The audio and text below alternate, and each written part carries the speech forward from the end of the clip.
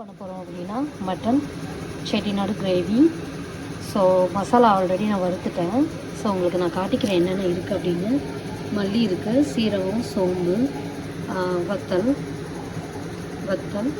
அதுக்கப்புறம் கருவேப்பிலை, கசகசா, கொஞ்சம் கேஷ்யூ நட்டு, பிரியாணி இலை, சின்னமன் பட்டை, 2 ஏலக்காய் சேர்த்துருக்கேன், கொஞ்சம் கருவேப்பிலை. இது எல்லாத்தையும் நல்லா பொன்னிறமாக வறுத்து வச்சுருக்கேன்.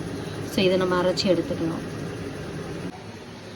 ஹாய் ஃப்ரெண்ட்ஸ், ஸோ இந்த மாதிரி நல்லா கொஞ்சம் பவுடராக திரிச்சுக்கணும் இதை.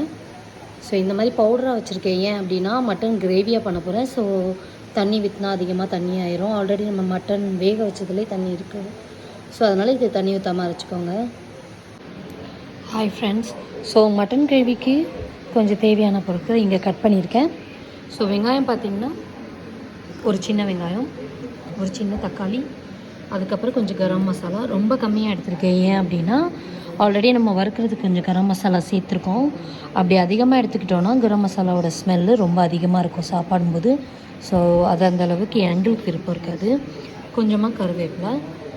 ஸோ இது எல்லாத்தையுமே நம்ம எண்ணெயில் ஊற்றி வதக்கிட்டு நம்ம வேக வச்சுருக்க மட்டன் ப்ளஸ் இந்த மசாலா போட போகிறோம். ஸோ அதையும் நான் உங்களுக்கு ப்ரிப்பரேஷனை காட்டுறேன். ஃப்ரெண்ட்ஸ், இப்போ கடாயில் ஒரு 3 ஸ்பூன் ஆயில் ஊற்றிக்கோங்க. இப்போ நம்ம எண்ணெய் ஊற்றியாச்சு, எண்ணெய் காஞ்சிருக்குது. ஸோ நம்ம இதில் கரம் மசாலாவை, ட்ரை கரம் மசாலாவை ஆட் பண்ணிக்குவோம். ஸோ ஒரு ஏலக்காய், கொஞ்சம் பட்டை, 2 இலை, கொஞ்சம் பெருஞ்சீரகம்.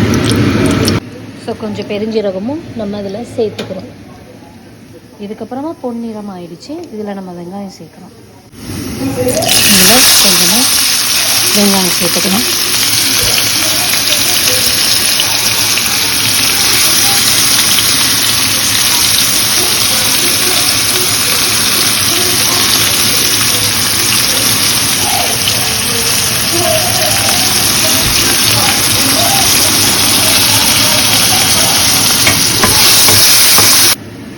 ஸோ இப்போ பார்த்திங்கன்னா நான் சின்ன ஸ்பூனுக்கு 1 ஸ்பூன் உப்பு போடுறேன்.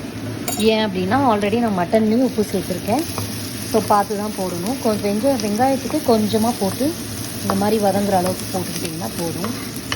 ஸோ இப்போ பார்த்திங்கன்னா இது பாதி அளவு வந்துடுச்சு. இன்னும் கொஞ்சம் கால்வாசி, இன்னும் இதுலேயே பாதி ஆனதுக்கப்புறமா தக்காளியை சேர்க்கணும். ஸோ அதுதான் பதமாக இருக்கும் கரெக்டாக.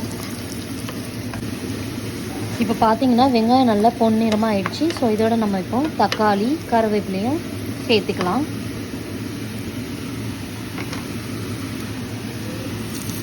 ஆல்ரெடி கொஞ்சம் கருவேப்பிலை வெங்காயத்தோடு சேர்த்து போயிருக்குது.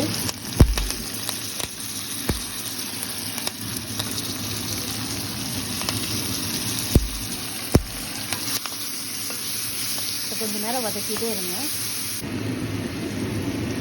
ஃப்ரெண்ட்ஸ். இப்போ தக்காளி நல்லா வதங்கிடுச்சு, நீங்களே பார்த்தா தெரியும்.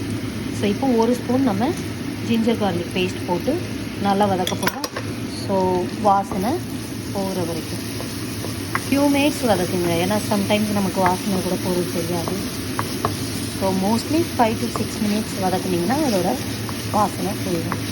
ஸோ அதுக்கப்புறமா நம்ம மட்டனும் மசாலாவும் சேர்த்துக்கலாம்.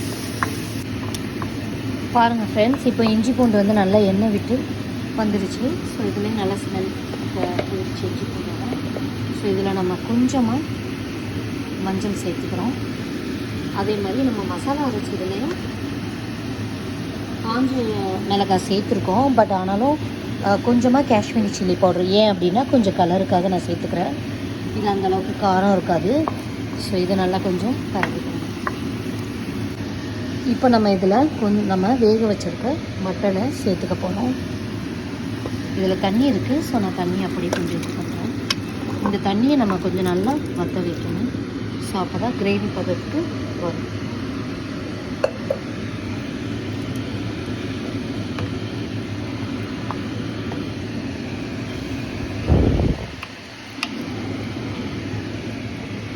இந்த மாதிரி நல்லா கிளறிக்கோங்க.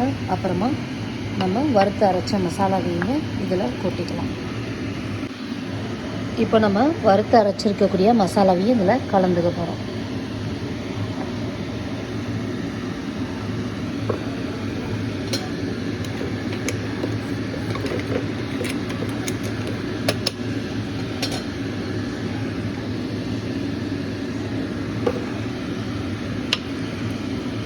இந்த மாதிரி நல்லா கலந்து விட்டுக்கிட்டிங்கன்னா இந்த தண்ணியை கொஞ்சம் நல்லா வற்றுற வரைக்கும் வச்சுக்கோங்க, தண்ணி கட்டி ஆகிற வரைக்கும். ஸோ இப்போவே நல்லா பார்க்க அழகாக இருக்குது. ஸோ இன்னும் கொஞ்சம் கட்டி ஆகணும்னா நம்ம ஆஃப் பண்ணலாம். உப்பும் பதமாக பார்த்துக்கோங்க கரெக்டாக இருக்குதா அப்படின்ட்டு. நல்லா கலர்ஃபுல்லாக தான் இருக்குது. ஸோ டேஸ்ட்டும் பார்க்கலாம், உப்பு பார்த்துட்டு உப்பு நல்லா செக் பண்ணிக்கோங்க. இப்போ பார்த்திங்கன்னா நல்லா செமி சாலிட் மாதிரி வந்துருக்கு. நம்ம இன்னும் கொஞ்சம் வற்ற வைக்க போகிறோம். ஸோ அப்போ நமக்கு வந்து நல்ல இன்னும் கட்டியான கிரேவி கிடைக்கும். பாருங்கள் ஃப்ரெண்ட்ஸ், நல்லா எண்ணெய் பிரிஞ்சு வந்திருக்கு.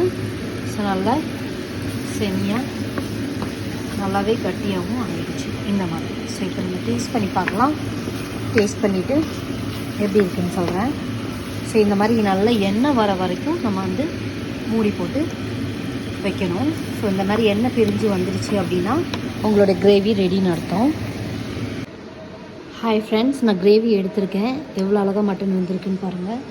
ஸோ நம்ம ஜஸ்ட்டு இது பண்ணதே பீசஸ் வந்து நல்லா மேஷ் ஆகிற அளவுக்கு வந்துருச்சு. ஸோ இப்போ நம்ம லைட்டாக டேஸ்ட் பண்ணி பார்க்கலாம்.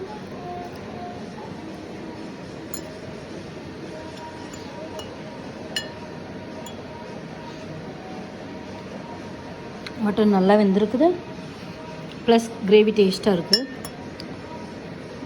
ஸோ மட்டன் நல்லா வேக வைக்கணும். ஒரு 15 நிமிஷம் நல்லா மீடியத்தில் வைக்கணும். மட்டன் வந்து வேக வைக்கும் போது குக்கரில் ஒரு 10 நிமிஷம் ஸ்லோவில் வைக்கணும். 15 நிமிஷம் மீடியம், 10 நிமிஷம் ஸ்லோ. ஸோ இதுதான் அதோட பக்குவம். ஸோ அது நல்லா குக் ஆகி வந்துடும் உங்களுக்கு. அதோட என்ன ஆட் பண்ணுங்கள் அப்படின்னா மட்டனோட சேர்ந்து இஞ்சி பூண்டு மஞ்சள், உங்களுக்கு மசாலா வேணும் அப்படின்னா கொஞ்சம் ஆட் பண்ணிக்கோங்க. நான் சம்டைம்ஸ் மசாலா ஆட் பண்ண மாட்டேன். மசாலா ஆட் பண்ணாமல் அந்த தண்ணி இருந்தோம் அப்படின்னா கொஞ்சம் குழந்தைங்களுக்கும் கொடுத்துக்கலாம், சூப் மாதிரி, இல்லை பெரியவங்களுமே குடிக்கலாம். இப்போ என்னோடய பையனுக்கு நான் சாப்பாடு ரெடி பண்ணியிருக்கேன். ரசம் பண்ணியிருக்கேன், ஒயிட் ரைஸு, மட்டன் கிரேவி. வாங்க பார்க்கலாம். ஸோ ரைஸு, ரசம் பண்ணேன். So mutton gravy. நீங்களும் இதே கிரேவியை ட்ரை பண்ணி பாருங்கள். அப்புறமா ரிப்ளை கொடுங்க. தேங்க்ஸ்.